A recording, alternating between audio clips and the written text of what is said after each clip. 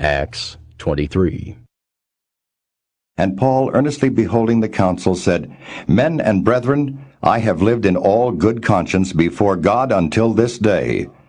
And the high priest Ananias commanded them that stood by him to smite him on the mouth.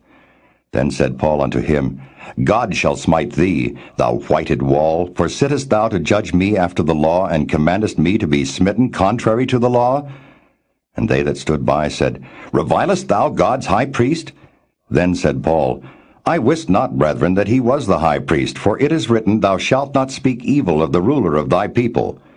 But when Paul perceived that the one part were Sadducees and the other Pharisees, he cried out in the council, Men and brethren, I am a Pharisee, the son of a Pharisee. Of the hope and resurrection of the dead I am called in question.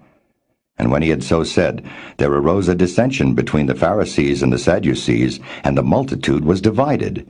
For the Sadducees say that there is no resurrection, neither angel nor spirit, but the Pharisees confess both. And there arose a great cry, and the scribes that were of the Pharisees' part arose and strove, saying, We find no evil in this man, but if a spirit or an angel hath spoken to him, let us not fight against God. And when there arose a great dissension, the chief captain, fearing lest Paul should have been pulled in pieces of them, commanded the soldiers to go down and to take him by force from among them, and to bring him into the castle. And the night following the Lord stood by him, and said, Be of good cheer, Paul, for as thou hast testified of me in Jerusalem, so must thou bear witness also at Rome.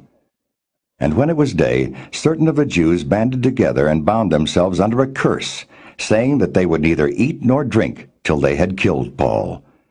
And they were more than 40 which had made this conspiracy.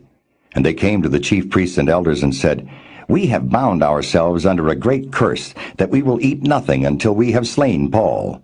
Now therefore ye with the council signify to the chief captain, that he bring him down unto you tomorrow, as though ye would inquire something more perfectly concerning him. And we, or ever he come near, are ready to kill him. And when Paul's sister's son heard of their lying in wait, he went and entered into the castle and told Paul. Then Paul called one of the centurions unto him, and said, Bring this young man unto the chief captain, for he hath a certain thing to tell him. So he took him, and brought him to the chief captain, and said, Paul the prisoner called me unto him, and prayed me to bring this young man unto thee, who hath something to say unto thee. Then the chief captain took him by the hand, and went with him aside privately, and asked him, What is that thou hast to tell me? And he said, The Jews have agreed to desire thee that thou wouldest bring down Paul tomorrow into the council, as though they would inquire somewhat of him more perfectly. But do not thou yield unto them, for there lie in wait for him of them more than 40 men, which have bound themselves with an oath, that they will neither eat nor drink till they have killed him. And now are they ready, looking for a promise from thee. So the chief captain then let the young man depart, and charged him, See thou tell no man that thou hast showed these things to me. And he called unto him 2 centurions, saying, Make ready 200 soldiers to go to Caesarea, and horsemen 70, and spearmen 200 at the 3rd hour of the night, and provide them beasts that they may set Paul on, and bring him safe unto Felix the governor. And he wrote a letter after this manner. Claudius Lysias unto the most excellent governor Felix sendeth greeting. This man was taken of the Jews, and should have been killed of them. Then came I with an army, and rescued him, having understood that he was a Roman. And when I would have known the cause wherefore they accused him, I brought him forth into their council, whom I perceived to be accused of questions of their law, but to have nothing laid to his charge worthy of death or of bonds.